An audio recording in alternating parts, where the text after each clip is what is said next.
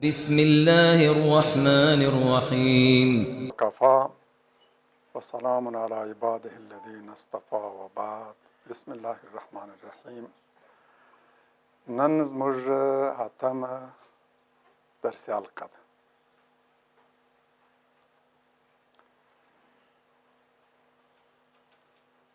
د زمان په ارتباط چې آیا دا یو نسبی معیار دی او که مطلق.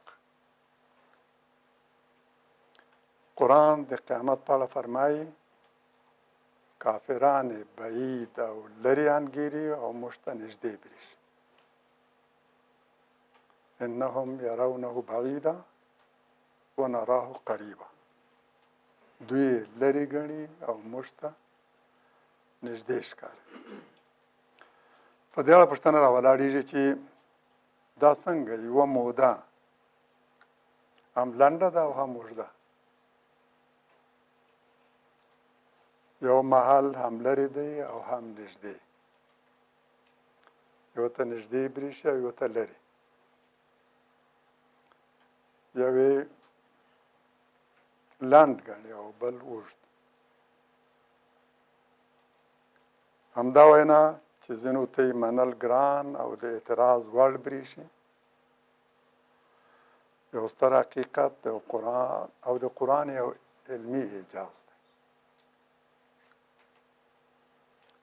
د زمان په اړه دوه انګېرنې لرو.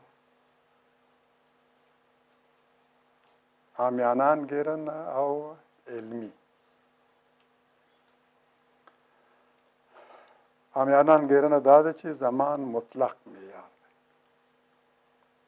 په هر ځای هر وخت او د هر څه په اړه یو شانته ده. فکر کوو چې دلته چې کوم د زمان لپاره معیارونه دي دا شاید په سپوږمۍ کې هم وي او د دې عالم په نورو ستورو او اجرامو کې هم. اما علم وایي د هر ځای او هر څه لپاره زمان ځان ته معیار لري. د ځمکې د سر لپاره یو معیار او د نورو ستورو او اجرامو لپاره بیل بیل معیارونه. موږ ته ماده د زمان تابع برېښي. نه له مکان وتلی شي او نه له زمان. په مطلقه توګه داسې راته معلومیږي چې هغه تابع د مکان ده او تابع د زمان. له یوې نقطې تر بلې پورې د تګ لپاره حتما یو مودې ته ضرورت لري. دلته باید یو مکان اشغال کې او هلته. زموږ ذهن همدا وایي. زموږ انګېرنه او تصور همدا ده. خو علم وایي که همدا ماده داسې حالت غوره کړي چې سرعت د نور د سرعت مربع ته ورسي. نور په ثانیه کې 300,000 کیلومتره مربع فاصله ته کوي.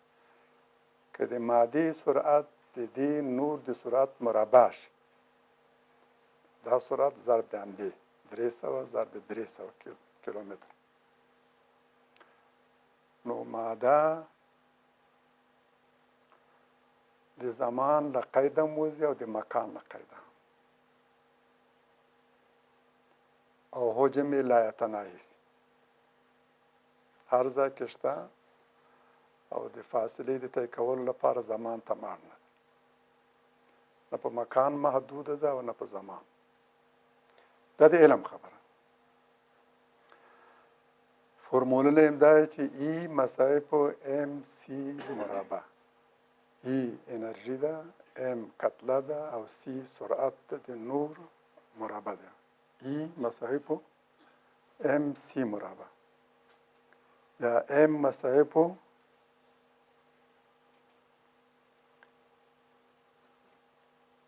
ام مساوي ام زیرو په جذر د یو منفي وی په سی مربع. دا ام کې کتله ده. دا لومړنۍ کتله ده د یو جرم. دا د تقسیم علامه. دا جذر علامه.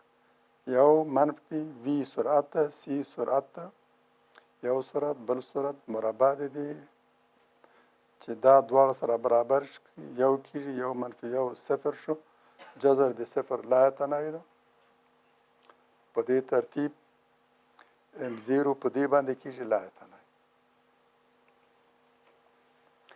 دا د علم وینا چې کېدای شي ماده سرعت زیات شي د زمان له قید هم وځي او د مکان له قید هم راشئ وګورئ چې قرآن په دې ارتباط سوی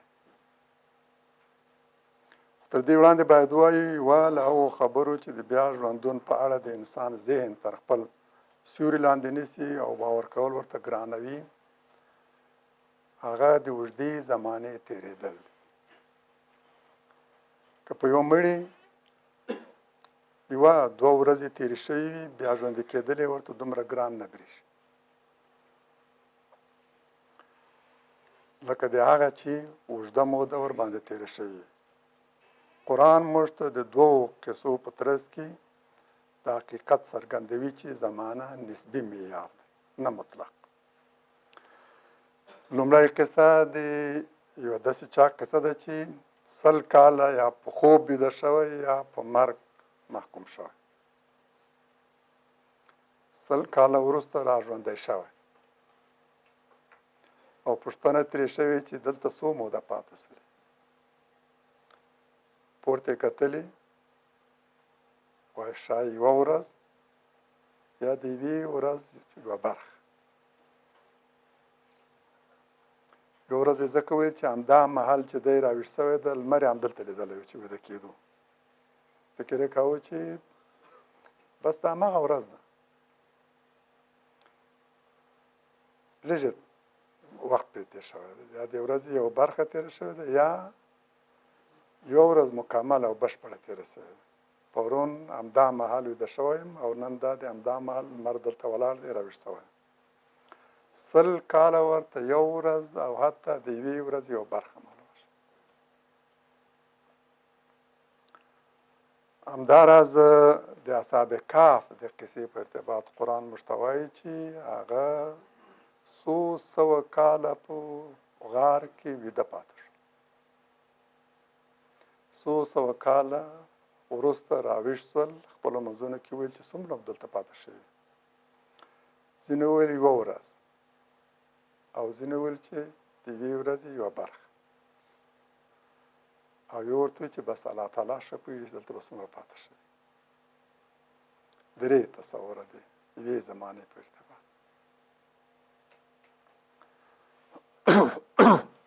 په دې سره قرآن موږ ته لارښوونه کوي چې زمانه نسبي ده له یوه تر بل او له یوه حالت تر بله یې وضع بدلېږي ویښ او ویده مړ او ژوندی لټ او تیز ته یو شان نه وي هغه زمانه چې یوه ته په یوه حالت کې بې انتها برېښي بل ته د څو ثانیو او دقیقو کومه فاصله چې میږي ته بې انتها برېښي یوې تیزې مرغۍ ته د څو ثانیو وي یوه ته ډېره اوږده یوه ته ډېره لنډه که په یوه اطاق کې له یوه ویده او ویښ چې ټوله شپه یې په خوب او ویښه تېره کړي پوښتنه وکړي ویښ به درته وایي ډېره اوږده شپه وه لټ په لټه اوښتم سخته را باندې تېره شوه او ویده به درته وایي نه یم پوهېدلی چې شپه څنګه تېره شوه او څومره خوب مې کړی یوه موده ده د دوو کسانو له حالت سره توپیر کوي یوه ته لنډه حتی دومره چې نه پوهېږي څومره وخت تېر شوی او بل ته ډېره اوږده او ستونزمنه قرآن فرمایي او کالذي مر على قرية وهي خاوية على عروشها قال أنى يحيي هذه الله بعد موتها فأماته الله 100 عام ثم بعثه قال كم لبثت قال لبثت يوما أو بعض يوم قال بل لبثت 100 عام فانظر إلى طعامك وشرابك لم يتسنى وانظر إلى حمارك ولنجعلك آية للناس وانظر إلى العظام كيف ننشزها ثم نكسوها لحما فلما تبين له قال اعلم ان الله على كل شيء قدیر. او یا لکه هغه چې په یوه داسې کلي تیر شو چې په خپلو بامونو را پرېوتی و. کلی په بامونو را پرېوتی، بامونه یې ړنګ شوي، دیوالونه یې نسکور شوي، اوږده موده پرې تېره شوې. سوال ورته پیدا شو، اوږده موده تېره شوې، کلی یې ویجاړ شوی، بامونه یې را پرېوتي، دیوالونه یې نسکور شوي، خلک مړه شوي. د هغه سره پوښتنه پیدا شوه چې خدای به دا خلک څنګه بیا را ژوندي کوي. اوږده موده ورباندې تېره شوې، ځکه دا پوښتنه ورسره را پیدا شوې ده چې وروسته له دومره اوږدې مودې چې خلک مړه شوي، هډوکي یې مراسته شوي، د کورونو او بامونو او چتونه یې هم نسکور شوي، الله تعالی به دوی بیرته څنګه را ژوندي کوي؟ نو الله هغه په 100 کلن مرګ مړ کړ. فاماته الله 100 عام ثم بعث، بیا یې بیرته را ژوندی کړ. ورته ویې ویل څومره وځنډېدې؟ ویې ویل 1 ورځ ځنډېدلی یم او یا خو د 1 ورځې 1 برخه. الله تعالی وفرمایل داسې نه ده، بلکې 100 کاله ځنډېدلی. نو خوراک او څښاک ته دې وګوره چې نه دي ګنده شوي، او خره ته دې وګوره، او دا د دې لپاره چې تا د خلکو لپاره یو نښه وګرځه، او هډوکو ته ځیر شه چې څنګه یې خوځوو او بیا یې په غوښې پټوو. نو کله چې ورته څرګنده شوه ویل اوس ښه پوهېږم چې الله تعالی په هر څه ښه قادر دی. دې مؤمن بنده ته عملا څو سترې خبرې ښودل شوي.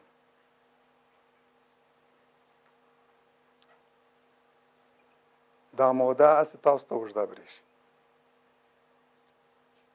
100 کاله در باندې تېر شوي، خو 1 ورځ یې ګڼئ.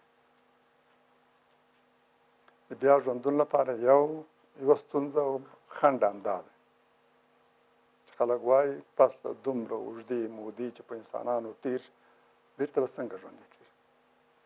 هغوی ته ویل شوي چې دا موده و زمان هسې ستاسو لپاره اوږده برېښي.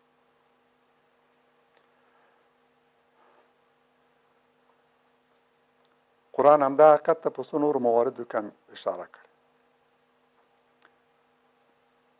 ځکه چې فرمایي د الله لپاره 1 ورځ هومره ده لکه ستاسو لپاره 50,000 کلونه. د معنا دا چې موده نسبي ده، دا زمان نسبي شی. الله تعالی د 50,000 کاله چې ته یې ګڼې، ستا 50,000 کاله داسې لکه 1 ورځ او تر دې نه هم کم. هسې تاسو فکر کوئ چې بس دا اوږده زمانه چې تېرېږي، له هغه نه وروسته به دا مړي څنګه بېرته را ژوندي کېږي.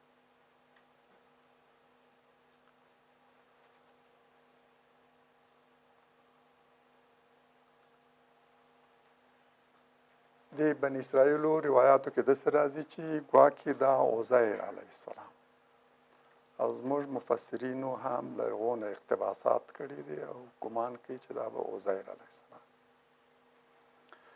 قرآن عظیم الشان د دې یادونه نه ده کړې. که عزیر علیه السلام وایي نو حتما به قرآن د هغه نوم هم اخیستی. بس دا د الله تعالی یو بنده په یو کلي تېرېدو، هغه یې نسکور موندلی، سوال ورته پیدا شوی چې دا به الله تعالی بېرته څنګه را ژوندي کوي. الله تعالی په 100 کاله مرګ یا خوب ازمویلی. 100 کاله وروسته را ژوندی شوی، را اوچت شوی، لیدلی دي چې طعام او خوراک یې ثابت دی، په هغه کې هېڅ تغییر نه دی راغلی. سورلي مړه شوې او هډوکي هم وراسته شوي، او د لپاره هماغه ورځ چې ویده کېدو، هماغه حالت. په دې سره هغه ته ویل شوي دي چې کله انسان عمري، د انسان ځینې برخې د وجود یې له منځه ځي او یوه برخه ثابت پاتې کېږي. طعام او خوراک چې تا ته انرژي او قوت درکوي ثابت پاتې شي. او ستا د وجود کالبد چې ستا د روح لپاره د مرکب او کالبد حیثیت لري دا ختم شوی. روح سالم او روغه ډمټه پاس کټ مټ هماغسې لکه چې ستا طعام او خوراک چې تا ته انرژي درکوي، حرارت درکوي، قوت درکوي، ستا د ژوند مایه ده، هغه په خپل حال سالم او روغه پاس. داسې وګڼئ د انسان دا کالبد داسې وګڼئ لکه یو کمپیوټر او د هغه هارډویر. په دې کمپیوټر کې چې کوم توکي دي لکه دغه هارد ډیسک، لکه دغه پروسیسر او لکه نورې برخې. د کمپیوټر یو دا هارډویر پرزې اجزای دا مادي اجزا، دا مادي اجزا چې ټول امي تر څو چې په دې کې خاص سافټویر نصب نشي دا هېڅ کار نه ورکوي. دا کمپیوټر داسې ده لکه مړی روح ترې قبض شوي. دا کمپیوټر هلته ژوندی کېږي او کار کولی شو فعالیت باندې راځي چې هغه کې خاص سافټویر نصب شي. روح هم د بدن لپاره کټ مټ دغسې ده لکه په کمپیوټر کې سافټویر. او دا بدن یې داسې ده لکه د کمپیوټر هارډویر پرزې. هغه ته ښودل شوي دي چې د انسان بدن له دوو برخو جوړ دی، کالبد چې د مرګ په نتیجه کې یوازې دغه کالبد وروز شي، تجزیه شي، په ځمکه کې ختم شي. اما یو شی روغ رمټ او ثابت پاتې کېږي چې دغه روح ده. او په دې مثال کې هم چې د خپلو سترګو لیدلی دي دغه مرکب ښودل شوی چې دا د روح لپاره داسې لکه سورلي. د انسان د روح لپاره کالبد داسې ده لکه سورلي. او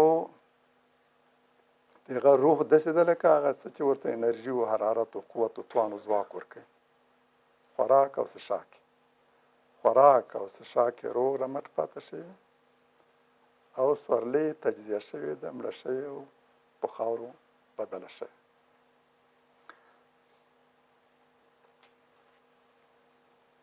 همداراز د اصحاب کهف په ارتباط فرمایي وکذلک بعثناهم لیتساءلوا بینهم قال قائل منهم کم لبثتم قالوا لبثنا یوما او بعد یوم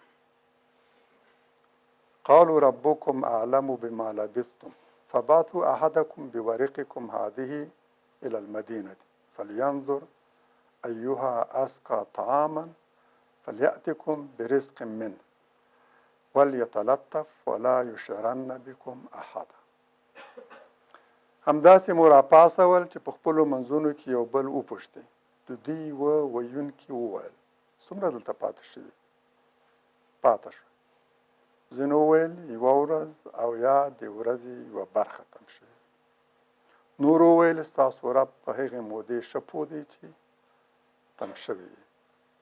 نو یو کس مو له دوو سکو سره ښار ته ولېږي او هغه څوک دې ولټوي چې د خوراکي توکو له پلوه ډېر پاکیزه وي. پاکیزه خوراک ولټوي. داسې یو چا نه یې وپېرئ چې هغه پاکیزه توکي خرڅوي. د طعام په ارتباط باید دقت وکړي چې ناپاک او پلید نه وي. پاکیزه طعام تاسو د هغه له هغه خواړه راوړئ او حتما د دقت او احتیاط کوي او هیڅ څوک باید پر تاسو خبر نشي. تښتېدلی و. شمېر یې فقط یو الله ته معلوم دی. قرآن وایي چې له الله تعالی پرته د هغوی شمېر هیڅ چاته معلوم دی. دا له حاکم نظام تښتېدلی. غره ته یې پناه وړي. په یو سوري کې تم شوي. همالته ورباندې خوب راغلی. څو سوه کاله په خوب کې پاتې شي. څومره پاتې شوي دي په دې کې متاسفانه ځینو هسې بې ځایه تکلف کړی ده موده یې کم او زیات ښودلې ده قرآن وایي چې دا هسې رجما بالغیب دی موده یې له الله تعالی پرته چاته معلومه ده خو دونه وخت باندې تېر شوی چې دوی سکې چې په جیب کې وي دا ناچلې شوي یو اثر او یو حکومت تلی ده بل پسې راغلی دا سکې خلکو ته ښودلې دي نو ټولو باندې راغونډ شوي دي چې دا یې له کومه کړي او په دې ترتیب خلک ورباندې پوه شوي راغلی دي او هغوی یې موندلی د هغوی شمېر هم معلوم نه دی دا چې 7 وایي او 8 وایي او 6 ښیي او 9 سپی ښیي دا هسې له ځانه خبرې له الله تعالی پرته قرآن خپله وایي قرآن وایي چې له الله تعالی پرته یې شمېر هېڅ چاته معلوم نه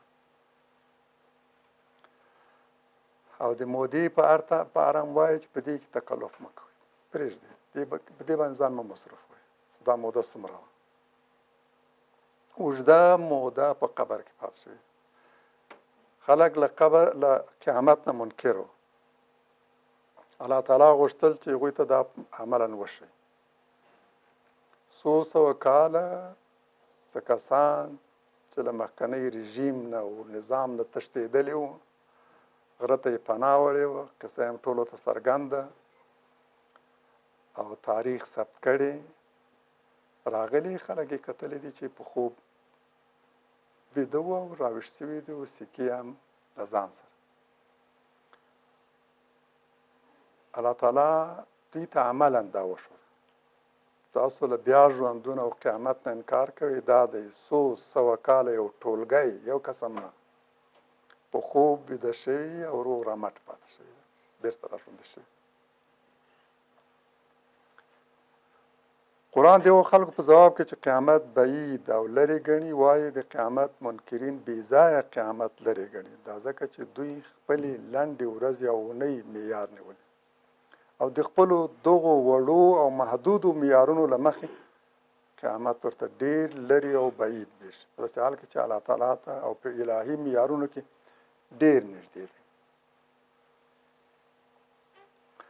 که دوی خپل واړه معیارونه پرېږدي له خپل تنګ چاپېریاله راووځي او د قیامت موضوع ته د داسې معیارونو له مخې وګوري چې د دې عالم له ستروالي او عظمت سره ښایي نو حتما به متوجه شي چې په خپلو تنګ نظره قضاوتونو کې اشتباه کړي او د یو عجول انسان په څېر چلن کړي د دوی په معیارونو کې قیامت لرې برېښي خو په الهي معیارونو کې هلته چې یوه ورځ د 50,000 کلونو په اندازه ده نږدې دی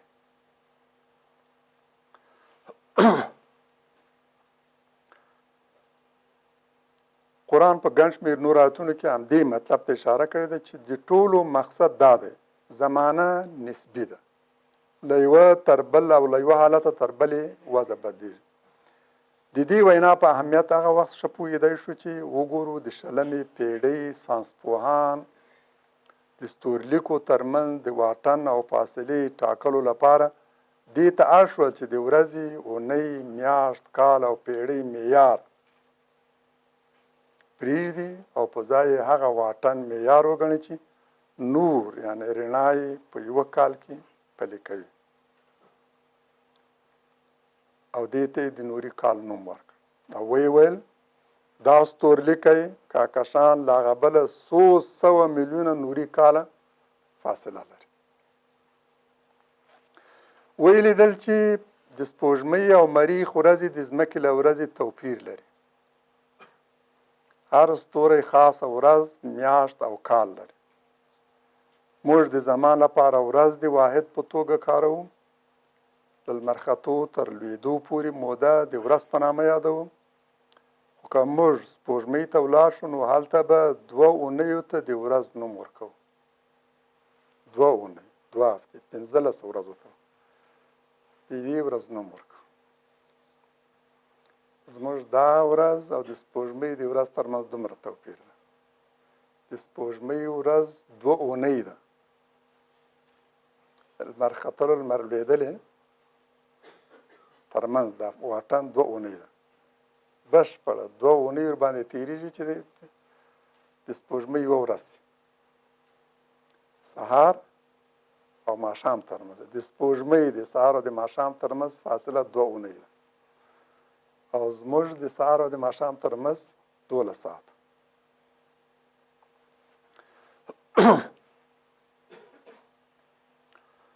هلته زموږ ځمکنی واحد او معیار د اعتبار وړ نه دی که د ځمکې کال 365 ورځې دی لمر ته د نږدې ستورو کال لنډ دی د بیلګې په توګه د عطارد کال 88 ورځې دی د موږ 365 ورځې او دا له شکه پرته چې د قرآن یو بل ستر علمي اعجاز دی چې ویلي دي زمانه ثابت او مطلق نه دی بلکې نسبي دی له یوه ځای نه تر بل ځای نه هم توپیر کوي فرق کوي او له یوه نه تر بل هم او دا دی د سرې او د لټ ترمنځ هم فرق کوي یوه ماده هم چې په یوه حالت کې یو فاصلې د طی کولو لپاره یو زمانې ته ضرورت لري په بل حالت کې لږ بې نیازه شي د زمان له قید او محدودي ووځي مخکې درسونو کې دا مو ویل چې سپوږمۍ خپله رڼا نه لري او دا رڼا له لمر اخلي قرآن د مشان نن دا خبره چاته معلومه ده د څوک نشته چې په دې کې شک وکړي سپوږمۍ ته تلي او له نږدې یې کتلي او ته د هغه ځای نه ډبرې هم راوړي د دې نه وړاندې خلکو ته سپوږمۍ یو نوراني شی معلومېږي ولې اوس په دې کې هېڅوک شک نه لري چې سپوږمۍ اصلا هېڅ نور نه لري هغه فقط نور منعکس کوي د لمر رڼا په هغه باندې لګېږي او هغه د لمر رڼا منعکس کوي زموږ لوري ته کله ډېره برخه د لمر ته مخامخ وي او موږ زیاته برخه رڼا ګورو او کله کمه برخه او موږ هم هماغه کمه برخه رڼا ګورو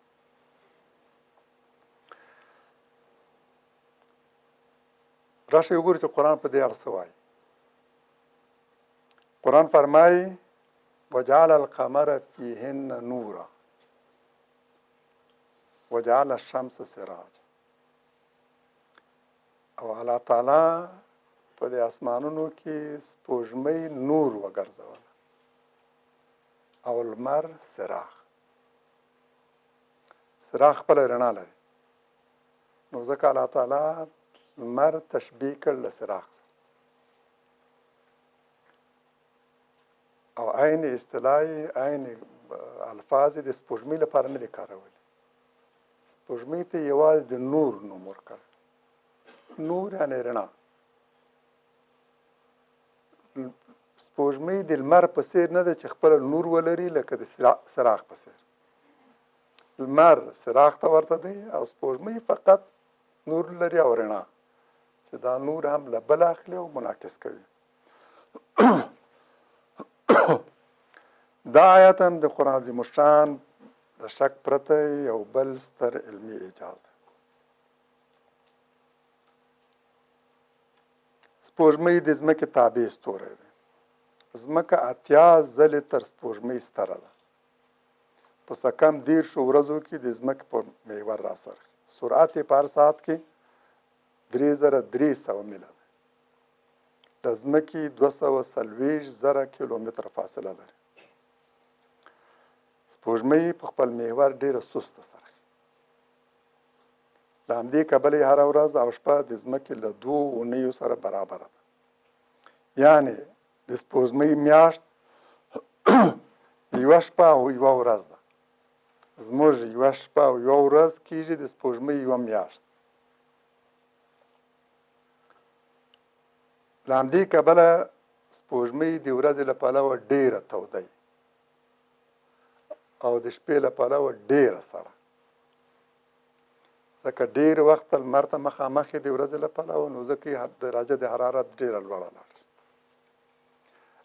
او د ځمکې هم دا حالت دی په دوبي کې ځمکه ولې ډېره توده وي د دې لپاره چې ورځ اوږده وي او ډېر ساعتونه لمر ته مخامخ د لمر وړانګې ډېره ورباندې لګي د دې لپاره په دوبي کې ورځ توده وي او ژمي کې ولې سړی د دې لپاره چې ورځې لنډې او کم وخت لمر ته مخامخ سپوږمۍ ورځ اوږده ده 2 اونۍ مسلسل هغه لمر ته مخامخ وي درجه د حرارت دومره لوړه لاړه شي چې هلته ژوندون ممکن ده او بیا یې بل اړخ چې شپه یې هغه دومره سړی چې د سړوالي له کبله هلته ژوند محال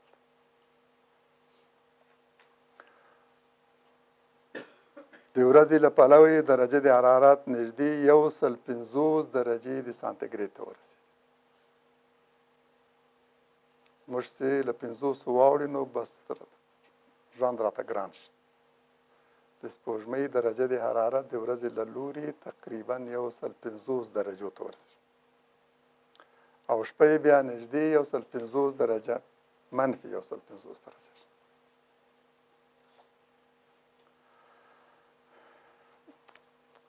قرآن وایي په دې عالم کې هر څه د ضوابطو تابع دي حتی سیوري هم یوازې خپله توکي او اشیا نه بلکې حتی د توکو او د اشیاو سوري هم د معینو قواعدو تابع دي ډېره ستره خبره ده او د دې خبرې په اهمیت هم علم اوس پوه شوی قرآن وایي چې د عالم هر څه او د دې سوري هم الله تعالی ته سجده کوي تابع او منقاد دي د الله تعالی سننو او ضوابطو ته هغوی منقاد دي راشئ وګورئ چې دې خبرې معنا څه ده او له علمي پلوه یې ارزښت څومره دی قرآن فرمایي ولله یسجد من فی السماوات والارض طوعا وکرها وظلالهم بالغدو والآصال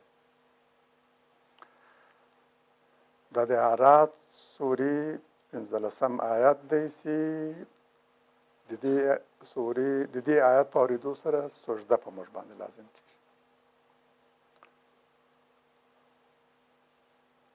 سجدې په ارتباط حتما پوهېږئ چې په یو مجلس کې څوک په همدې آیات باندې بحث کوي که څو ځله هم دا آیت تکرار شي نو فقط هماغه یو سجده په سړي باندې لازم ده خو کله مجلس نه ووتو بیا راغی بیا یې واورېده نو بیا 2 سجده هم ورباندې لازم موږ تاسو باندې سجده لازمه ده له درس نه وروسته به سجده کوو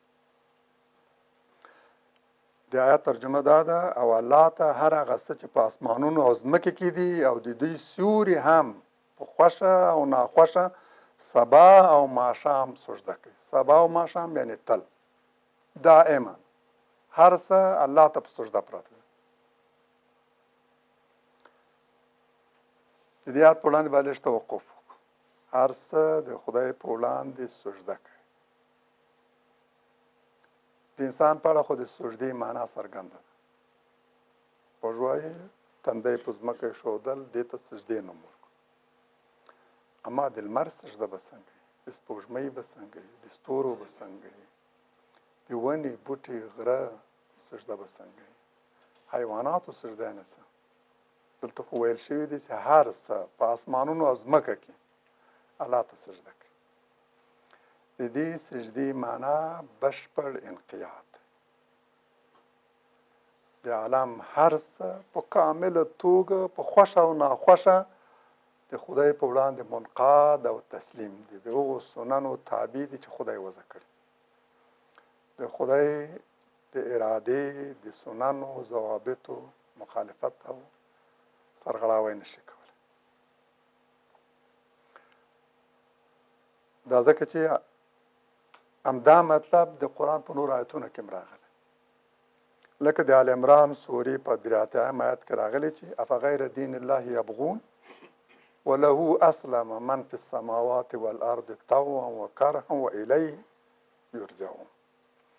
آیا دوی د کافران پیغمبر استا مخاطبین آیا د الله تعالی له دین نه پرته بل دین لټوي؟ په داسې حال کې چې هغه ته هر هغه څه چې په اسمانونو کې دي او په ځمکه کې دي په خوښه او ناخوښه طوعا او کرها تسلیم دي، هغه ته منقاد دي. دا د هغه آیات فقط تشریح ده، دواړه یو شی. یعنې دا انقیاد بشپړ اطاعت دلته د اسلام او تسلیم په نامه راغلی او هلته د سجدې په نامه. د دې آیات معنا دا ده چې په دې ټول عالم کې داسې څه نشته چې هغه د یو قاعدې او ضابطې تابع نه وي. نه یوازې شی بلکې سوری هم. او نن همدا خبر کټ مټ همدا خبر ساینس او وایي چې په دې عالم کې د څه نشته چې هغه د ثابتو فورمولونو تابع او منقاد دی. په دې ټول عالم کې داسې شی موږ نه ګورو چې او سوری هم، دا سوری هم د قاعدې تابع ده.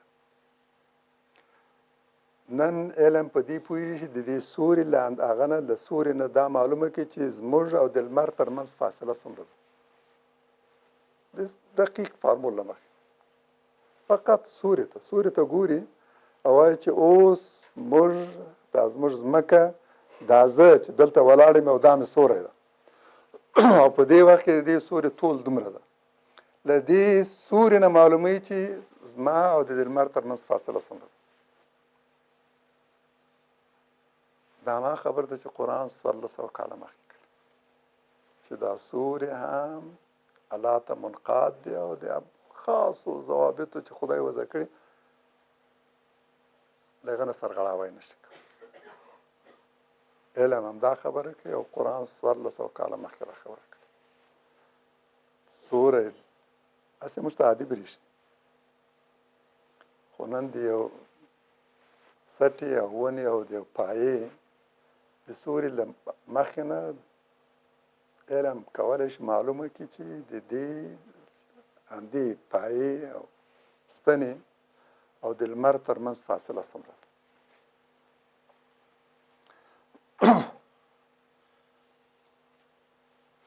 نو د دې آیت معنا دا ده چې نه یوازې ټول مخلوقات د الله تعالی تکویني حکم ته په بشپړه توګه تسلیم او منقاد دي او د عالم هیڅ له هغو ثابتو الهي سننو او تکویني احکامو سرغړاوی نشي کولی چې الله تعالی وضع کړي، بلکې د دې سوري هم د دغو الهي سننو او تکویني احکامو مطابق په داسې دقیقه توګه رامنځته کېږي، لویېږي، وړېږي او له سترګو پټېږي چې موږ کولی شو د یوه شي د سوري له مخې دا وټاکو چې دې شي او د نور د منبع ترمنځ څومره واټن دی.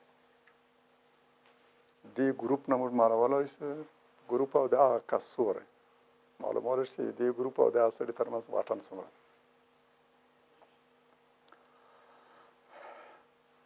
د سوري له مخې هغه ته په پام سره ویلی شو چې اوس غرمه که ماپښین که مازدیګر دی او حتی څو بجې. مخکې دا ساعتونه نه وو، د سوري ساعتونه او د سوري له مخې نه مې معلومات چې اوس څو بجې دي، د ورځې کوم وخت. مګر دا یو ستر علمي اجاز نه دی. سوري د قواعدو تابع دی، شی هم او دغه سوری هم.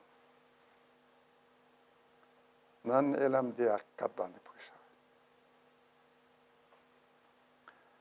همداراز قرآن وایي چې د عالم د هر څه مقدار ثابت دی. دا د یو عامیانه تصور او انګیرنې خلاف خبره ده، ځکه هغه په خپلو سترګو ګوري چې یو شی ده وسوځېدو کم شو، اوبه دي په اور کېږدولې تبخیر ختم شي، فکر کوي چې دا مقدار خو بدلیږي را بدلیږي، ولې قرآن وایي چې د هر څه مقدار ثابت دی. ډېره لویه ادعا ده. خدای خبر چې د لومړي ځل لپاره خلکو دا خبره اورېدلې دي، قرآن د دې آیت په ارتباط به څومره ملنډې وهلې چې وایي مقدار نه بدلیږي، د هر څه مقدار ثابت دی، تغییر پکې نه راځي. الله تعالی هر څه د یو معین مقدار مطابق پیدا کړي او دا مقدار په خپل حال ثابت پاتې کېږي او په هغه کې هېڅ تغییر نه راځي. نن علم همدغه خبر کوي چې قرآن 14 پېړۍ مخکې کړی. د هر څه مقدار ثابت دی، هر څه، او په دې کې هېڅ تغییر هم نه راځي.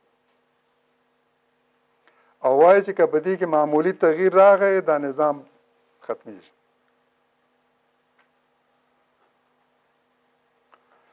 دا داسې وګڼئ لکه چې پیغمبر علیه السلام فرمایي چې تر قیامت نه وړاندې به ملخ لومړی حشره وي چې له منځه به لاړ شي،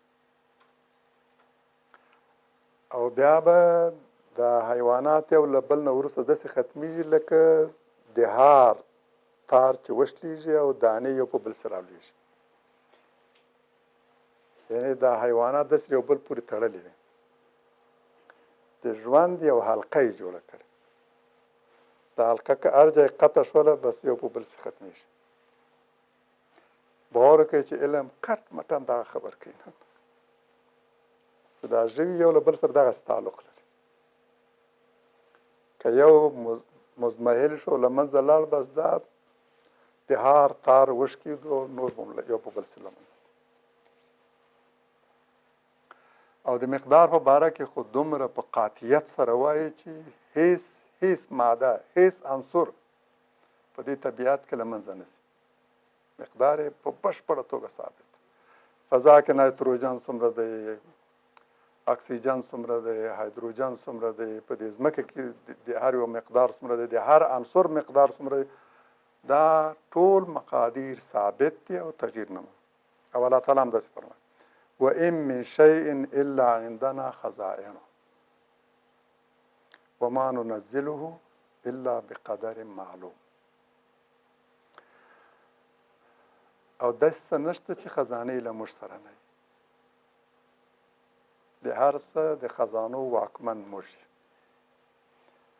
د خزانو کلي هم زموږ واک دی. څوک یې نه زیاتولی شي نه کمولی شي. او موږ یې نه نازلوو مګر د معین مقدار مطابق. هر څه د معین مقدار مطابق موږ نازلوو. یعنی الله تعالی هر شی په معلومه او معینه اندازه کې پیدا کړي.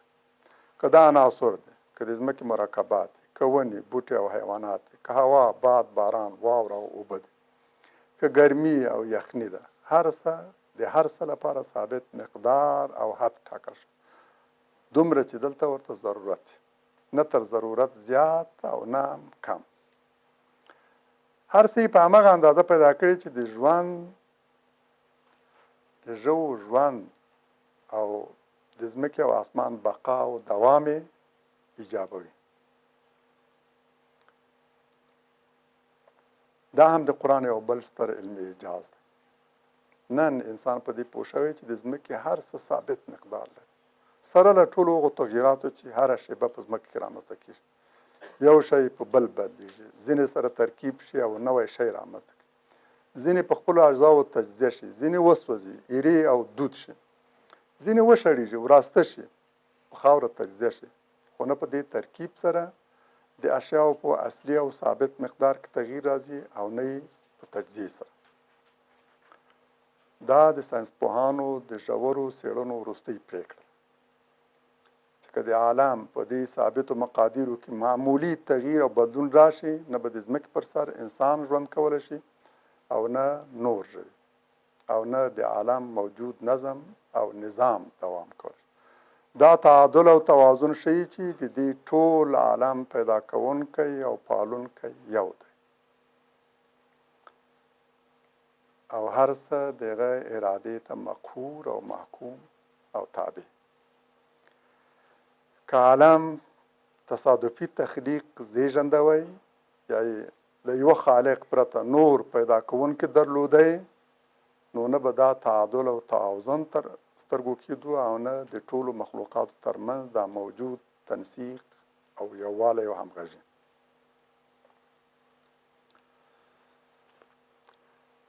قرآن دا هم وایي چې دا هر څه نه یوازې معین مقدار مطابق پیدا شي، بلکې هر څه ته لارښوونه هم شي. قرآن فرمایي چې الله تعالی د عالم هر څه په سمه توګه پیدا کړي، هر څه په ټاکلې اندازه پیدا کړي، هر څه ته یې لارښوونه کړې چې څه به کوي، کومه دنده به سرته رسوي او په کوم لوري به درومي. راشئ وګورئ چې د قرآن دا وینا څومره علمي ارزښت لري او زموږ له مشاهداتو سره څومره اړخ لګوي. لاندې مبارکو آیتونو ته ځیر شئ. سبح اسم ربک الاعلی الذي خلق فسوى والذي قدر فهدى والذي قدر فهدى والذي اخرج المرعى. دا د اعلی سورې لاول نه تر څلورم آیتونه دي. د خپل اعلی رب نوم په پاکۍ سره یاد کړه. هغه چې پیدا یې کړل هر څه یې پیدا کړل او برابر یې کړل. هم یې پیدا کړي، هم یې تسویه کړي، ښه یې پیدا کړي، برابر یې پیدا کړي، متوازن یې پیدا کړي، متعادل یې پیدا کړي.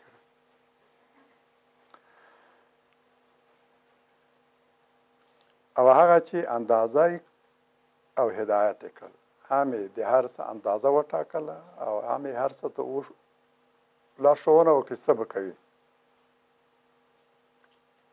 دلته به کومه تشه ډکوي، دلته کومه دنده په غاړه لري او دا دنده به څنګه ترسره کوي. هم یې دغه لپاره مقدار ټاکلی او هم یې دغه لارښوونه کړي. ژوو ته هم او جامدو توکو ته هم. بوټي ته هم ویلي چې څه به کوي، لمر ته هم ویلي، سپوږمیو ستورو ته هم ویلي چې څنګه به خوځي، په کوم مدار کې، کله به راپورته کېږي او کله به لویږي، له کوم ځای به راپورته کېږي او په کوم ځای کې پرېوځي. بس هر څه ته یې لارښوونه هم کړې، د هر څه مقدار یې هم ټاکلی او د هر څه لارښوونه یې هم کړه. او هغه چې دا بوټي راویستل، والذي اخرج المرعى. دا مبارک آیتونه څو مطالبو ته مهمو او اساسي مطالبو ته اشاره کوي. ستا پالونکی رب لوړ دی تر هر هغه څه چې ته په دې عالم کې ګورې، تر دې ټولو لوړ دی، ستر دی. لوړ تر دې چې ستا په خیال، وهم او ګمان کې وګرځي. په دې پراخ عالم کې هیڅ څه هغه ته ورته نشي موندلی. چې دا هر څه تا ته په نظر درځي، تر دې ټولو ستر او لوړ دی. د خپل لوړ رب نوم په پاکۍ یاد کړه. سبح اسم ربک الاعلی په څو معنا؟ پام چې د الله جل شانو په اړه د بحث په دوران کې کوم عیب او نقص ورته منسوب نه کړي. الله تعالی تر دې لوړ دی چې په ذات او صفاتو کې څه عیب او کمی او نقص. د تسبیح معنا هم دا ده. تسبیح یوازې هماغه دانو ته نه وایي چې په تار کې سره راغونډې شوي، او یوازې همدا نه ده چې بس موږ یې خوځوو او د الله تعالی نوم ورباندې یاد. تسبیح یعنې الله تعالی له عیب او نقص منزه ګڼل. تسبیح یعنې د الله تعالی په عبادت کې دغسې په انهماک سره کار کول لکه څوک چې اوبو کې لامبي. د لمر او سپوږمۍ هم په هوا کې تسبیح کوي او په هماغه معین مسیر کې چې درومي په ټول انقیاد سره دا د لمر او سپوږمیو د ستورو تسبیح ده. تسبیح یعنې دا چې موږ په ژبه هم کوم عیب خدای ته منسوب نه کړو او تصور کې ما هم داسې څه ونه ګرځي چې هغه خدای ته د یو عیب منسوبول. نو ته خپل رب نوم په پاکۍ سره یاد کړه.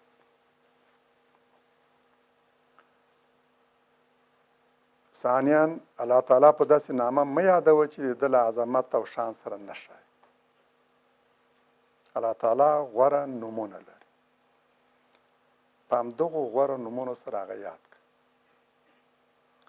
ولله الاسماء الحسنى فادعوه بها وذروا الذين يلحدون في اسمائه. الله غوره نومونه لري. په همدې غوره نومونو سره یادوه. له ځانه خدای ته نومونه مه ټاکه. په داسې نامه یې مه یادوه چې هغه د ده سره نه ښایي. باید پوره محتاط وي چې د الله تعالی د یادولو او ذکر په وخت کې داسې نوم ونه کاروي چې د الله تعالی په شان کې بې ادبي ګڼل کېږي. د الله ذکر خاص ادب او ځانګړی فرهنګ او قاموس لري. د ځان پاکوالی، د زړه حضور، د روح خشوع، د دې مقدس مقام آداب دي. څوک چې له دې پرته بل حالت ولري بې ادبي یې کړي. چې حالت یې له دې نه ماسوا بل ډول او بیا خدای یادوي، هغه د الله تعالی په شان کې بې ادبي کړي. همداراز د ذکر په دوران کې هغه نومونه کارول چې له دې خاص او ځانګړي قاموس نه وي اخیستل شوي. قرآن د الحاد او له اصلي لارې کږېدل ګڼي. څوک چې د مستۍ او بې خودۍ په حالت کې له جذبې او ساز او سرود سره الله یادوي، بې ادبي کوي. څوک چې دا قوالي سندرې وایي او مستی کوي، دا په حقیقت کې د الله تعالی په شان کې بې ادبي کوي.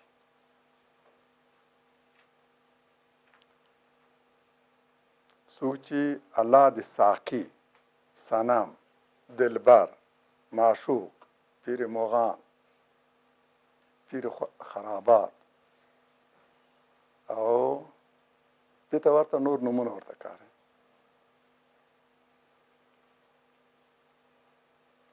هغه بې فرهنګ دی. هغه د الله تعالی د یادولو او د ذکر له فرهنګ نه بې خبره. حافظ هم د همدې ډلې ده او بل چا هم چې دا اسلوب غوره کړي، هغوی بې فرهنګه د قرآن په وینا. تاسو چې وګورئ د حافظ کتاب بس ټول همدې نه ډک عمومي. د دې په ځای چې الله تعالی په خپلو نیکو نومونو یاد کړي، په دغسې ساقي او پیر مغان، د میکدې مشر، صنم، بت، دې ته ورته نومونه باندې خدای یاد کړي. او عجیبه ده، عجیبه ډېره ډېره ډېره د حیرانتیا وړ ده چې خلک بیا دغسې کتابونو ته او شعرونو ته د سپېڅلو شعرونو په سترګه هم ګوري.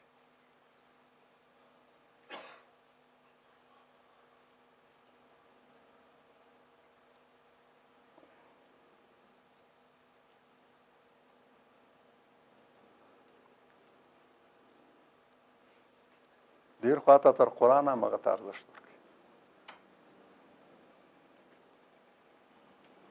د حافظ په کتاب باندې فعال ګوري.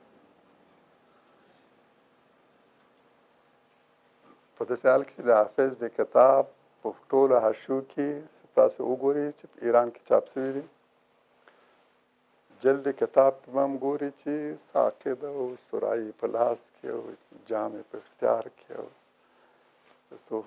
څوک یې مخې ته مست پروت دی خمار او هغه ته وړاندې کوي او حاشیه کې به یې ټول همدا وګوري اشعار یې هم همداسې ټول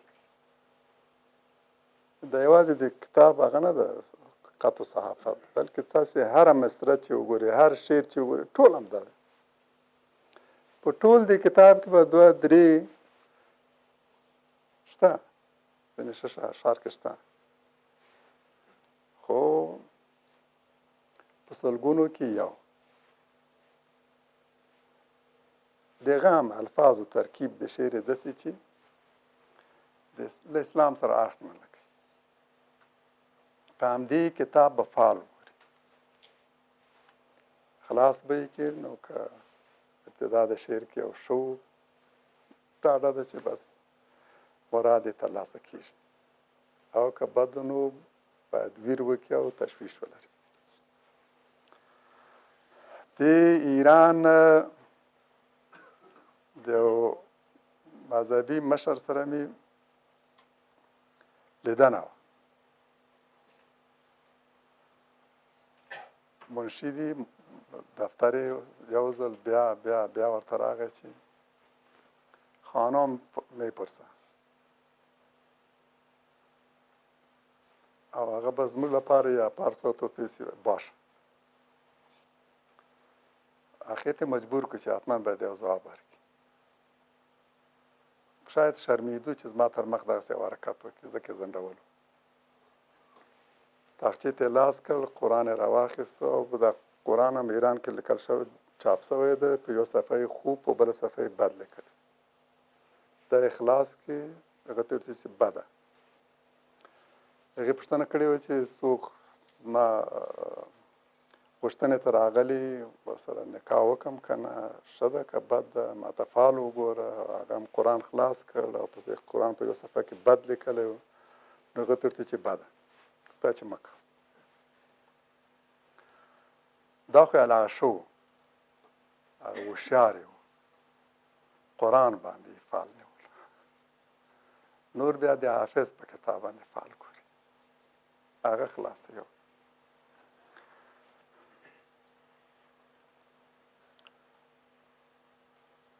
نو د الله تعالی د یادونې په ارتباط به خپل آداب مراته خدای په نیکو نومونو یادوي هماغه نومونه چې الله تعالی ځان ور باندې ستایلی الله تعالی نیک نومونه لري په هماغه نومونو یې رعایت کړه او له داسې نومونو چې له خدای سره نه شئ ډډه کوه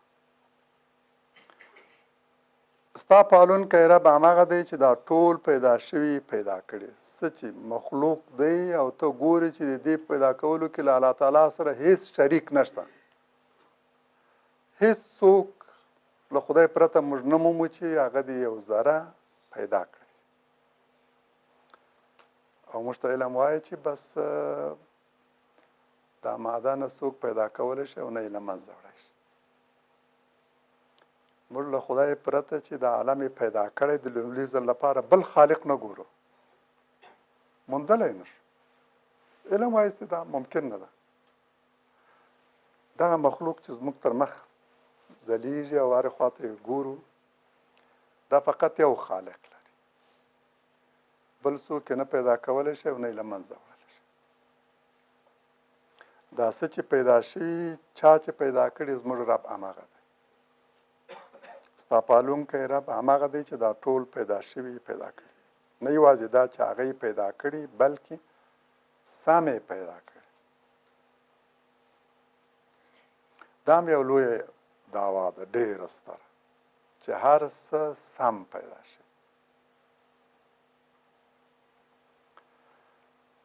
یو وخت خلکو به ویل چې دا عضو د انسان په بدن کې اضافي دی خو نن وایي چې یو ویښته هم د انسان په بدن کې اضافي نشته بشپړې اعضا پرېږدي څه چې الله تعالی پیدا کړي سم یې پیدا کړي په هر څه سره یو تشه ډکه شوې او یو اړتیا او احتیاج ته ځواب ویل شو او هر څه په سمه توګه پیدا شوي. د دې عالم هر څه ښه، ښایسته، موزون او دقیق پیدا شوي. د یوې خوا د دوی وجود او شتوالی په دې دلالت کوي چې حتما یو پیدا کوونکی لري. له بلې خوا د دوی سم، دقیق او موزون خلقت په دې شهادت ورکوي چې پیدا کوونکی اعلی او لوړ دی، له هر عیب او نقص منزه. د هر څه پیدایښت له نشت پیل کړي، ورو ورو یې کمال او د سموالي وروستي پړاو ته ورسوي. عجیبه دی چې دا سم او ښایسته شیان خلک ګوري او بیا هم په خدای ایمان نه راوړي. باور وکړئ چې هسې یو مثال یې وایم. یو ښایسته ګل مې وموند، ډېر خوندور بوی و، ګلاب. د هغه څو څانګې مې قطع کړې، په ګلدانیو کې مې وکرل او ستر شول. دا هر سهار چې زه راغلی یم د دې ګل خواته ودرېدلی یم، په خدای باور وکړئ چې د هغه دا رنګ او د هغه دا د جوړښت ظرافت او د هغه رنګونه، ښه موزون و دقیق و ښایسته رنګونه، او بیا د هغه عجیب بوی چې دا ورته ودرېدم، داسې مې احساس کوه چې دا اوس مې خدای په څنګ کې ده، او د هغه د حضور ګرموالی هم احساسوم، او دا بوی هم د دې ګل نه ده بلکې زما د رب بوی ده. دغسې احساس مې وکړ. سړی چې دا هر څه ته چې شاوخوا ته متوجه شي او ورته دقت وکړي، نو خدای به عمل ته وګوري. او دا چې قرآن فرمایي چې دا کافي نه ده چې خدای هر څه خواته شاهد دی، د هر څه په څنګ کې به یې وګوري. که لږ ځیر شي نو د خدای حضور به د هر څه په څنګ کې وګوري. موږ یو د پلاستیک یو ټوټه یو ځای ومومو، که 100 ځله یو څوک راته وایي چې دا کوم جوړونکی نه لري، نه یې ورسره منم. پلاستیک یو عادي ټوټه، د همدې ټوټې په لیدلو سره وایي چې دا کس داسې یو چا جوړ کړی چې هغه انجینر دی، د پلاستیک په خاصیت پوه دی، ښه رسام دی، ښه جوړونکی دی. دا ټول د هغه د جوړونکي خصوصیات په همدغه وړې ټوټې د پلاستیک کې ګورو. او له همدې نه که 100 ځله ورته ووایه چې نه دا یو جوړونکی نه لري، هغه ورسره توافق نه کوي. او موږ هرې خوا ته د الله تعالی د لاس، د قدرت د لاس آثار او علایم خواره واره ګورو. آیا عجیبه نه ده چې انسان سره له دې نه په خدای باور ونه کړي، له خدای او پیدا کوونکي انکار وکړي؟ الله تعالی هر څه پیدا کړي او هغه یې تصفیه کړي، ښه، سم، روغ، رمټ، ښایسته یې پیدا کړي. له پیدایښت او تصفیې علاوه دوی نورې ځانګړتیاوې هم د ده په مخلوقاتو کې ګورو. هغه ثابته او معینه اندازه چې د دوی په مقدار کې مراعات شوی، دقیقه اندازه، دومره چې علم وایي که دا اندازې بدلې شي بس د دې هستي نظام ټول ګډوډ کېږي، بیا به د ژوند امکانات د تل لپاره د ځمکې په سر پای ته رسي. دوهم هغه لارښوونې چې د هر څه په فطرت او خټه کې ایښودل شوي، هر څه ته لار ښودل شوې ده. د دې عالم خالق او پالونکی رب هر څه د ضرورت په اندازه پیدا کړي، نه تر ضرورته کم او نه زیات. هیڅوک نشي کولی د دې پراخ وسیع بې انتها عالم په غیږ کې کوم داسې اضافي او غیر ضروري شی عمومي چې هسې او بې له کومې ګټې دلته کوم ځای اشغال کړی همداراز نشي کولی د داسې کوم څه نوم واخلي چې په دې عالم کې ځای تش او خالی په دې ټولې پراخې نړۍ کې نه څوک اضافي شی په ګوته کولی شي او نه کم دې عالم کې تشه څوک نشي ښودلی دا ځای تش دی او دا باید ډک شوی دا خبره څوک نشي کولی او ساده خلک به کولی د کمونستانو په څېر ساده خلک یې شاید وکړي خو د علم او د عقل خاوندان دا خبره نه کوي د داسې خبرې کولو جرأت نشي کولی ځکه نه ګوري د شی په نظر نه ورځي په دې ټول عالم کې چې وشي دلته یو ځای تش دی او ثابته کې چې دا یو شی دی چې هسې یو ځای اشغال کړی دی اضافي ده غیر ضروري ده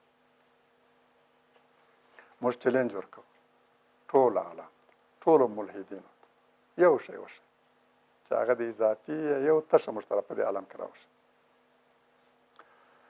د دې عالم د توکو په مقدار او د دوی ترمنځ تناسب کې چې کومه اندازه مراعات شوې دومره دقیقه ده چې په هغې کې ډېر لږ تغییر او تعدیل د ټول عالم د متلاشي کېدو باعث کېږي هر شی په خپل خپل ځای او مقدار کې داسې دقیق پیدا شوی چې که له منځه ولاړ شي او یا اندازه او مقدار کم او یا زیات شي د ټول عالم بقا له ګواښ سره مخامخ کوي پالونکی رب چې هر څه پیدا کړي هغه ته یې لارښوونه او تلقین کوي چې دنده یې څه ده او دلته به د خپل شتون په دوران کې کوم کارونه ترسره کوي کوم خالي ځای به ډکوي په کوم مسیر کې به خوځي کوم نتایج به ورباندې مرتب کوي مګر نه ګوري چې لمر په خاص وخت له خاص ځایه راخیږي په معین مسیر کې درومي د یوې معینې مسافې له پلي کولو وروسته په خاص وخت کې په داسې ځای کې پرېوځي چې له مخکې ورته ټاکل شوی خپل مأموریت ترسره کوي تاسو ته رڼا او تودوخه درکوي ستاسو حیواناتو او نباتاتو اړتیاو ته ځواب وایي ستاسو په خدمت کې دی د دانې او میوې پیدایښت کې ممد او د رزق او روزي په درکولو کې درسره مرسته کوي سپوږمۍ د شپې رابره کېږي ستاسو تیاره شپې روښانه کوي او ستاسو لپاره په تیارو شپو کې روښانه او څرګند تقویم چې د شپو ورځو حساب پرې معلومولی شي بوټي او ونې به همداسې ومومئ شپه ورځ په کار بوخت زیار باسي مضر ګازونه جذبوي او ستاسو د اړتیا وړ اکسیجن تولیدوي د ځمکې له خاورو په خپلو نازکو جرړو سره هغه حیاتي مواد جذبوي چې ته ورته ضرورت لري او د لمر د وړانګو په مرسته له دغو موادو تا ته ښایسته او خوندورې میوې جوړوي راشه یو څو مثالونه یې تاسو د شاتو موچۍ ګورئ یو وړوکی حشره خو په هغې په وجود کې دومره یو ستر کمپیوټر تابع شوی چې که د دې نړۍ دا ټول مخکې تللي د 21مې پېړۍ کمپیوټرونه سره راغونډ کوي او ټول په یو ځای کې چیږدي او سره وصل یې کوي او د ګډ کار لپاره یې وګماري نو هغه یو کار هم نشي کولی چې دا مچۍ یې کوي دا وړه مچۍ بله ورځ مې لیدل چې امریکا تر ټولو وړ کمپیوټر پیدا کړی چې د ګوتې په سر باندې د یوې وړې ګوتې په سر باندې وړکې هغه دومره یا د ولرګیت یو خلکې په اندازه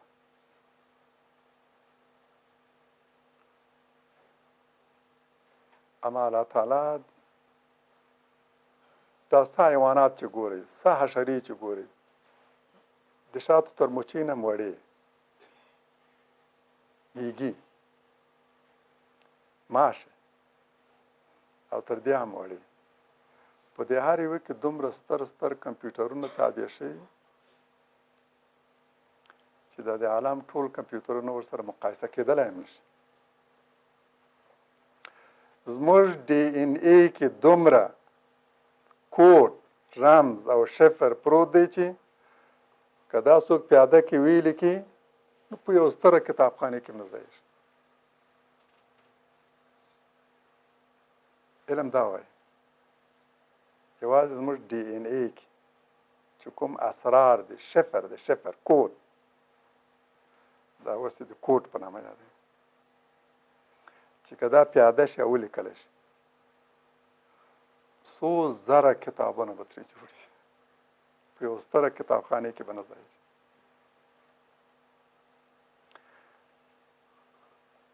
همدا د شاتو وړه او نازکه مچۍ ګوري چې څومره ښایسته کور ځان ته جوړ کړي، څومره منظم، داسې منظم کور چې د نړۍ ستر مهندسین په ډیرو مجهزو وسایلو هم له جوړولو عاجز دي. له داسې توکو جوړوي چې د شاتو په څیر شی پکې تر اوږدې مودې خوندي او روغ رمټ ساتلی شي. له موم په دې پوهېږي چې څنګه د خپلې خوښې ملکه واکمن ځان ته غوره کړي، د زور پاچاهي نه مني، په ډېر ښه شان خپل وظایف په خپلو کې ویشي او دا استعداد لري چې په خپل ملک دقیق نظم پلی کړي، چې هم د دندو ویش عادلانه وي، هم د نظافت او صفایي خیال ساتل شوی، او هم د پردیو او د هغو مچیو له ننوتو مخنیوی وشي چې له ناپاکو وزرونو او پښو سره د دوی پاک او صفا کور ته ننوتل وغواړي. د کور په دروازه کې حساس او هوښیار ساتونکي او محافظین ټاکل، هر ننوتونکی څاري او یوازې په هغه صورت کې د ننوتو اجازه ورکوي چې خپل وي او پاک سوتره وي، نه پردی پرېږدي او نه خپل چې ناپاک وي دا هم نه پرېږدي. په دې پوهېږي چې څنګه د ګلانو او ساره وزبېښي او شات ترې جوړ کړي، او دا هغه څه چې دا ټول انسانان له جوړولو عاجز دي. د عالم ټول ډاکټرانو، انجینرانو، مهندسین چې راغونډ کوي له ټولو وسایلو سره، له د ټولو پرمختللو وسایلو سره د دې توان نه لري چې شات جوړ کړي. همدا کار چې دا وړه مچۍ کوي. داسې څه جوړوي چې تر کلونو پورې روغ رمټ پاتې کېږي او ګنده کېږي. د انسان د ډېرو بیماریو لپاره درمل دی او انسان تر اوسه له خپل ټول مخکې تګ او په خپلو ټولو مجهزو لابراتورونو سره د هغه له تولید عاجز دی، خو همدا وړه حشره هم پیدا کولی شي او هم یې تر اوږدې مودې صفا سوتره او روغ رمټ ساتلی شي. دې ته به حتما چا ویلي په غوږ کې چې څنګه والوځي، څنګه له هغه وروسته خپل کور ته بیرته راستنه شي او لار ورکه نه کړي چې په پراخې فضا کې څو کیلومتره لرې د ګلانو په لټه کې ځي، بیرته راګرځي او له کومې اشتباه او غلطۍ پرته د خپل کور دروازه پیدا کړي. دا عادي مه ګڼئ. د دې په سر کې چې دا حساس کمپیوټر حتما یو پوه او علیم خالق ایښی، داسې کمپیوټر چې د نړۍ ټول کمپیوټرونه راغونډ کړئ او په ګډه یې وکاروئ، نه د حساسیت له پلوه دې ته رسېدلی سي او نه د دقت لپاره او نه د هغو کارونو لپاره چې دا یې کولی شي او هغوی له کولو عاجز دي. قرآن فرمایي د مچیو په اړه او د هغو لپاره یو سوره هم لري، همداراز چې د عنکبوت په نامه سوره لري، د میږي په نامه سوره لري، د نحل په نامه هم سوره لري، د مچۍ په نامه النحل. واوحى ربك الى النحل ان اتخذي من الجبال بيوتا ومن الشجر ومما يعرشون. او ستا رب مچۍ ته وحی وکړه چې په ځینو غرونو، ځینو ونو او ځینو هغو ځایونو کې کورونه جوړ کړه چې خلک یې لوړ جوړوي. ثم کلي من كل الثمرات فاسلكي سبل ربك ذللا يخرج من بطونها شراب مختلف الوانه فيه شفاء للناس ان فی ذلک لآیة لقوم یتفکرون. بیا هر ډول میوې وخوره او د خپل رب پر لارو منقاد درومه، لګېږي داسې څښاک راوځي چې رنګونه یې ډول ډول دي او په هغه کې د خلکو لپاره شفا او درملنه ده. یقینا چې په دې کې هغو وګړو ته څرګنده نښه ده چې تفکر کوي. دا مبارک آیتونه څو اساسي خبرې زموږ مخې ته دي. الله تعالی مو چې ته په فطري توګه لارښوونه کړې او له داسې فطرت او جوړښت سره پیدا کړې چې په غرونو ونو د خلکو کورونه او هغو صندوقونو کې چې خلک د دوی لپاره جوړوي ځان ته کور ورکړي. ټول ژوند او د ژوند ټولې کړنې د هغې طریقې مطابق دي چې الله تعالی ورته غوره کړي، په فطرت کې ورته تابع کړي. په بشپړ انقیاد سره د خپل رب له لوري وضع شوي او غوره شوي لار او طریقې باندې درومي. په دې فطري لار د تلو ثمره او نتیجې رنګ رنګ خوندور او ګټور شات دي. د خلکو لپاره شفا، د شاتو رنګ ګټه او خوند له یوه ګل تر بله توپیر کوي.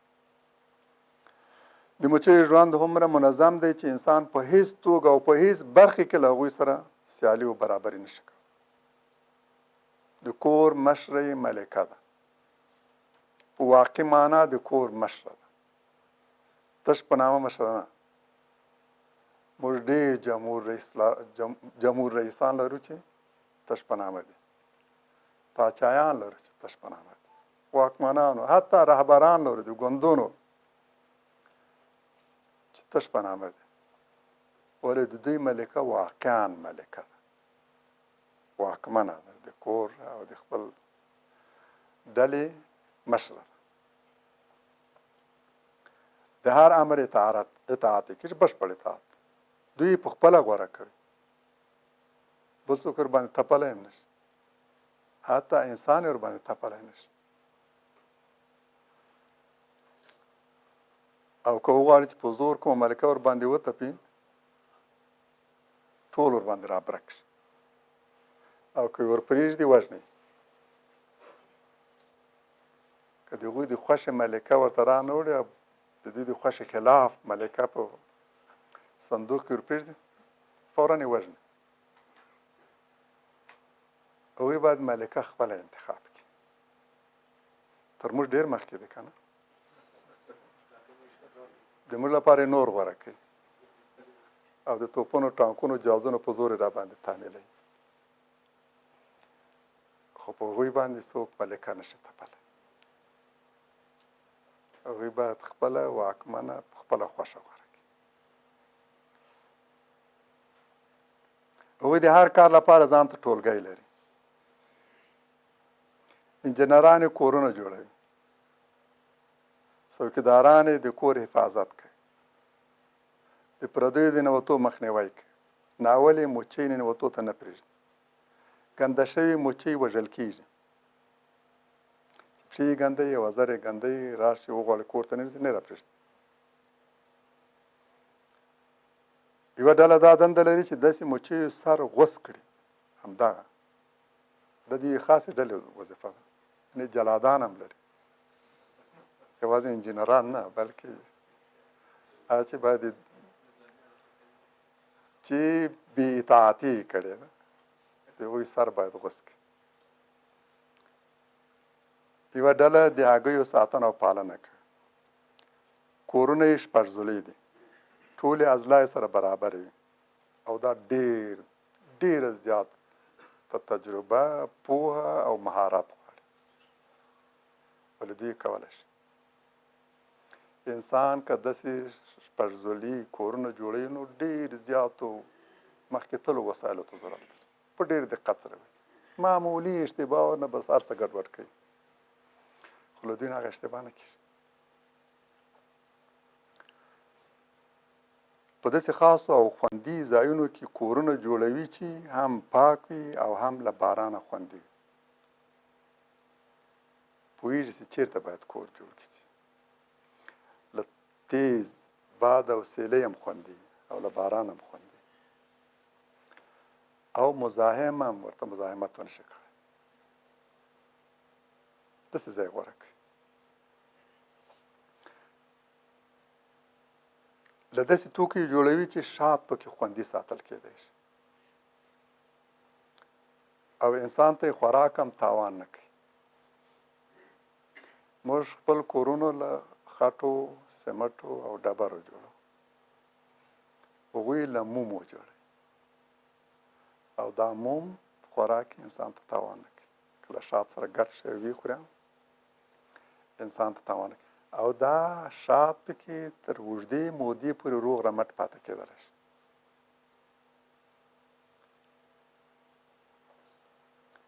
مچۍ د ګلانو رس او اسارس بیشي په خولې کې داسې بدلون پکې راشي چې شات ترې جوړ شي، داسې شات ترې جوړ شي چې انسان تر ننه د هغه له جوړولو عاجز دی.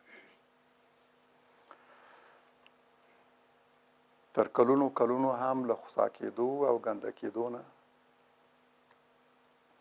سالم پاتې کېږي. هغه شات لا تر څو کاله مخکې پورې روغ رمټ پاته و چې څو زره کاله مخکې مصریانو د فرعون خواته په قبر کې ورسره ښخ کړي و. د مصریانو عقیده دا وه چې مړی په خپل قبر کې بیرته را ژوندی کېږي، نو ځکه یې د هغو خواته ځینې خوراکي توکي هم ږدول.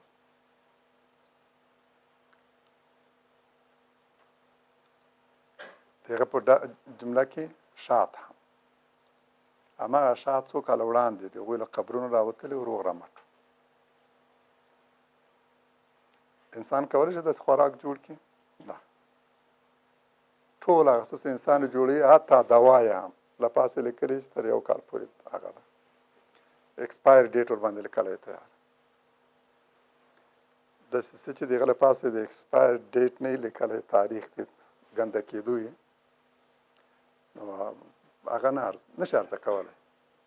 هر څه چې جوړوي هغه خرابېږي.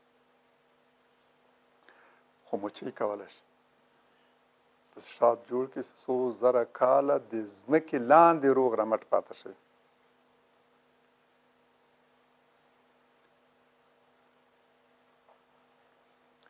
انسان له دې نه عاجز دی چې شات جوړ کړي. جوړول خو پرېږده، له ساتلو نه هم عاجز دی.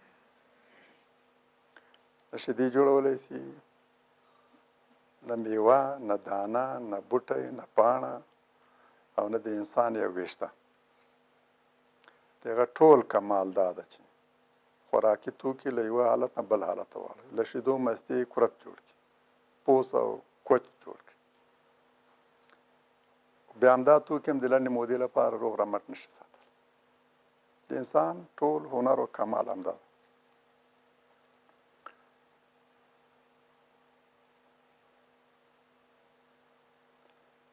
او مې ویل چې هغوی خپل مشر خپله ټاکي. کله چې یو ملکه ومري، د مچیو خاوند راځي، بله ملکه باید ورته راوړي او په یو خاص واړه صندوق کې راوړي، جالۍ یې تاوي، د هغوی مخې ته یې ږدي. که یې خوښ وښله بیا ټول وزرونه کوي او د هغوی د وزر له حرکاتو نه احساس کوي چې بس موافقه شوې ده، دروازه خلاصه کړي او هغوی یې قبلوي. او که موافقه ونه شوه بیا نو ورباندې توند و تیز ورته چې هغه د مچیو خاوند پوهېږي چې که پرېږدم وژني، بېرته یې باسي. خو موږ باندې ګوري چې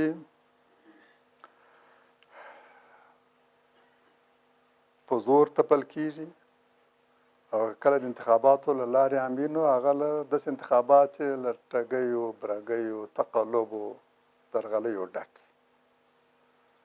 او هغه څوک یې تپلی شي چې تبلیغاتي وسایل یې په لاس کې او ښه ډېر دروغ ویلی شي، له بد نه ښه، له جوړولی شي او له ښه نه بد. دوی یا د تبلیغاتو په زور مسلط کوي او یا هم د توپ، ټانک او جازونو په زور. دومره حساس دي چې څو میله د ګلانو په لټه کې له خپل کوره لرې ولاړ شي.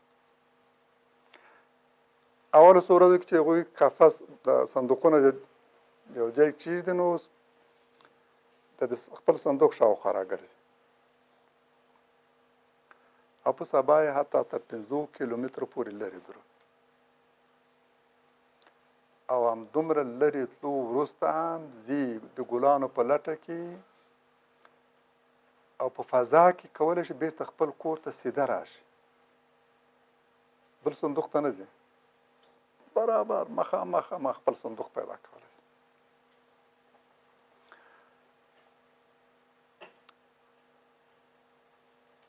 که د یوې موچۍ وزن په تخمیني توګه 15 ګرامه ونیسو نو 200 موچۍ 1 کیلوګرام کېږي.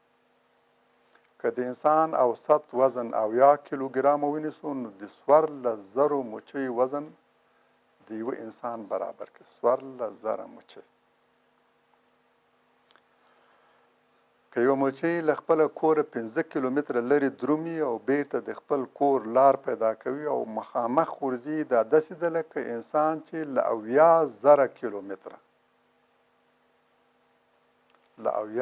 کیلومتره لرې په فضا کې وتوانېدلی شي راسي، پرته له دې نه چې په کوم هوایي میدان کې کوز شي او تیل واخلي یا له چا نه پته و ادرس، 80,000 کیلومتره مخامخ وتوانېدلی شي خپل کور ته راشي. که پرتله کړو همداسې ده، ځکه هغه واټن چې د موچۍ لپاره 15 کیلومتره ده، د انسان وزن ته په پام سره دا 15 ضرب د 14,000 کېږي 80,000. دا باید 80,000 کیلومتره لرې انسان وکولی شي خپل کور پیدا کړي. څومره ګران کار دی. موچۍ همدغه ګران کار کولی شي، انسان یې له کولو عاجز دی. او اوس خو حتی په دې وړو ښارونو کې هم د موبایل نه پرته ځای نشي پیدا کولی. د موبایل په مرسته کولی شي هغه لاره پیدا کړي او بالاخره ځای ته ورسېږي.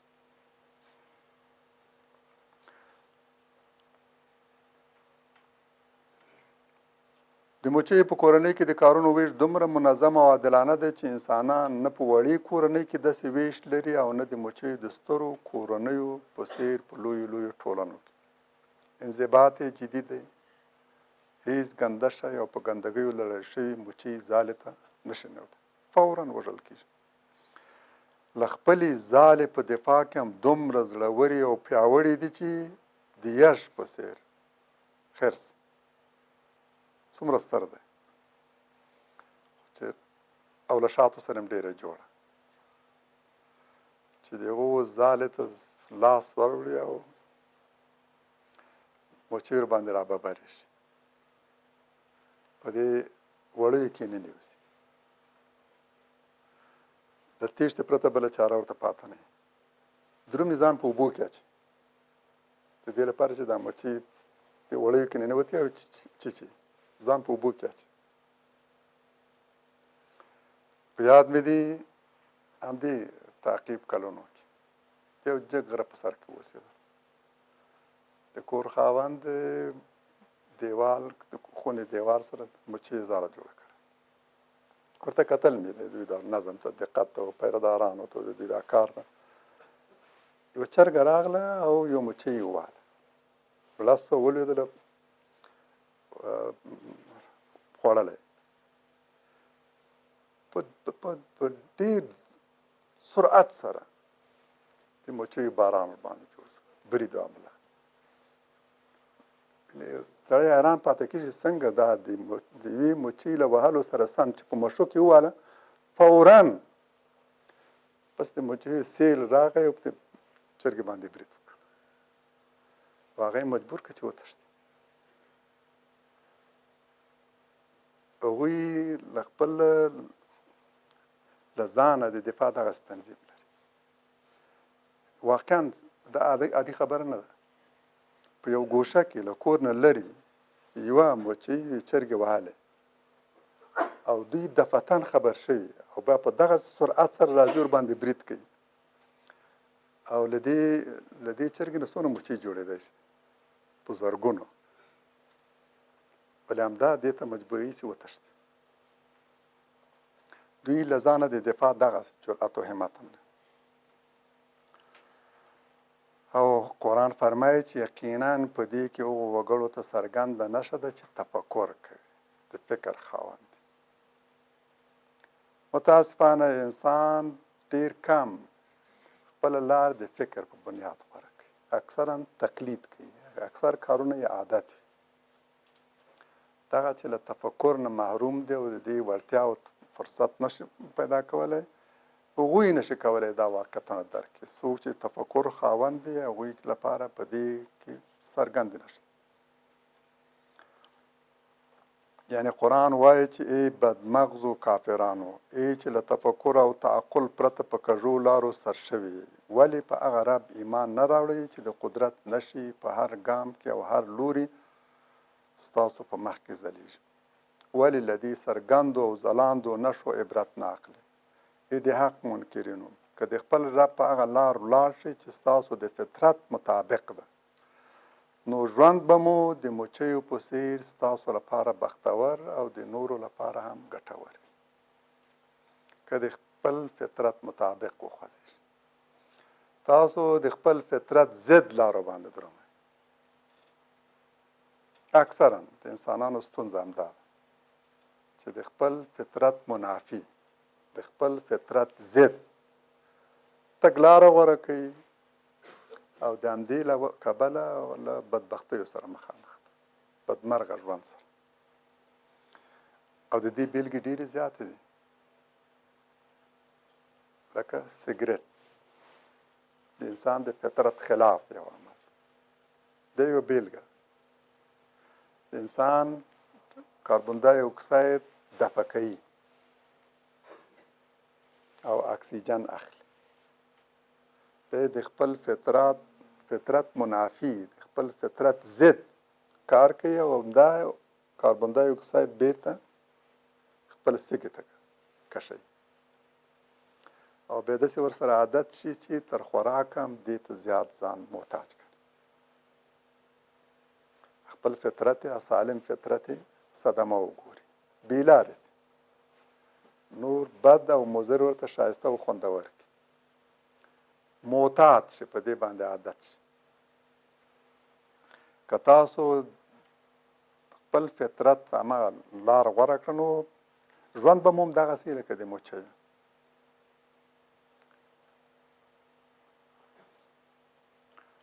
همداراز یو بل مثال دی،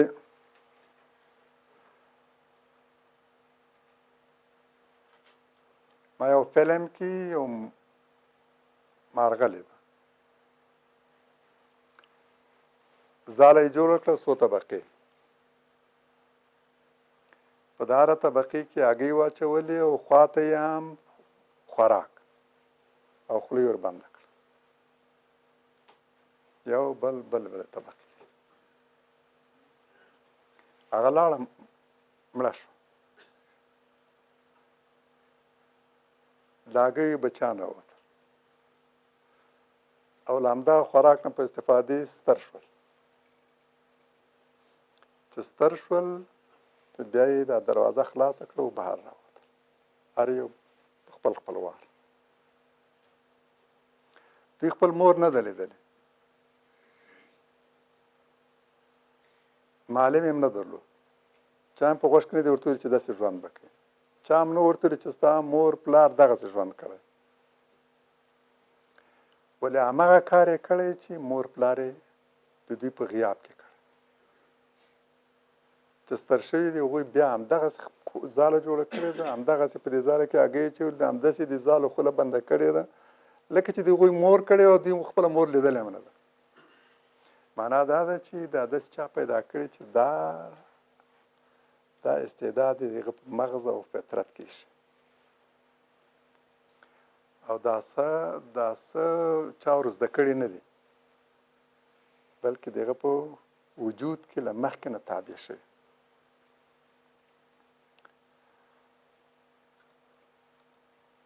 آیا له دې پرته بله خبره کولی شو؟